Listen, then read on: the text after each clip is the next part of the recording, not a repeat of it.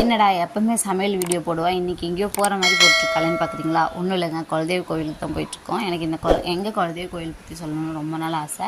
எங்கள் குலதெய்வ கோவில்னால் எனக்கு கல்யாணமான வாட்டி தாங்க இது குலதெய்வ கோவில், அதுக்கு முன்னாடி கிடையாது.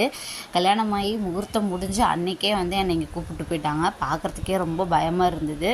எனக்கு இந்த மேலே அந்தளவுக்கு நம்பிக்கை எதுவும் கிடையாது. ஆனால் உள்ளே போக போக தான் சிலைகள் அதிகமாக இருக்கிறத பார்த்துட்டு தான் நான் கேட்டேன், என்ன இவ்வளோ சிலைகள் வச்சுருக்காங்க, இதெல்லாம் அங்கே கோயிலில் இருக்கவங்க செஞ்சு வச்சதா அப்படின்னு சொல்லிட்டு, இல்லை நிறைய பேர் வேண்டுதலுக்காக செஞ்சுருக்காங்க, இது ரொம்பவுமே சக்தி வாய்ந்த கோவில் அப்படின்னு சொல்லிட்டு முகூர்த்தம் முடிஞ்ச அன்றைக்கே என்னையும் அவரையும் கூப்பிட்டு போயிட்டாங்க.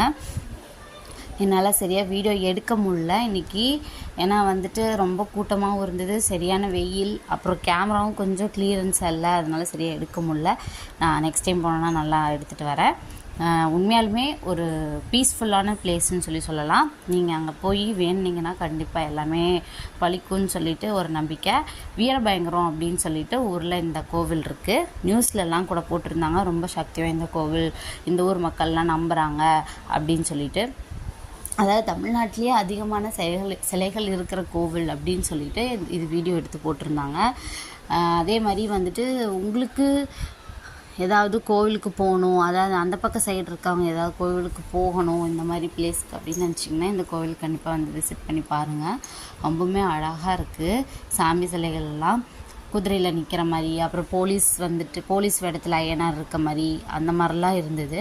மொத்தமாக பெரிய ஐயனார், சின்ன ஐயனார், அப்புறம் நல்ல தங்கான்னு சொல்லிட்டு 3 சாமி தான். இங்கே வந்து கெடா வெட்டுறது வந்து வழக்கமாக வச்சிட்ருக்காங்க. எங்கள் மாமனார் கூட ஒரு வேண்டுதல் வச்சுருந்தாரு, அது முடிஞ்சிருச்சு. நானும் நிறைய வேண்டுதல் வச்சுருந்தேன். 2-3னா எனக்கு என்னோடய நம்பிக்கைக்கு ஏற்ற மாதிரியே கடவுள் செஞ்சு கொடுத்துட்டாரு. இன்னும் 2-3த்துக்காக நான் வெயிட் பண்ணிகிட்ருக்கேன். பார்க்கலாம் சாமி எனக்கு வந்து அதை கொடுக்குறாரா இல்லையான்னு சொல்லிட்டு.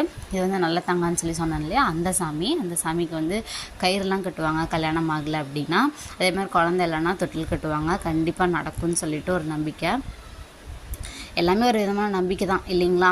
இந்த சாமியை வந்துட்டு இதெல்லாமே அவங்க கோயிலே வந்து சித்தராக இருந்து இறந்து போனவங்களோட சிலைகள். இப்போ நான் காமிச்சது இதெல்லாமே குதிரை பொம்மை பாருங்கள், கல்யாணம் ஆகிற மாதிரி, குழந்த இருக்க மாதிரி, குழந்த தவிழ்கிற மாதிரி, யானை பொம்மை, மாலை வச்சுட்டு நிறைய இருக்குது.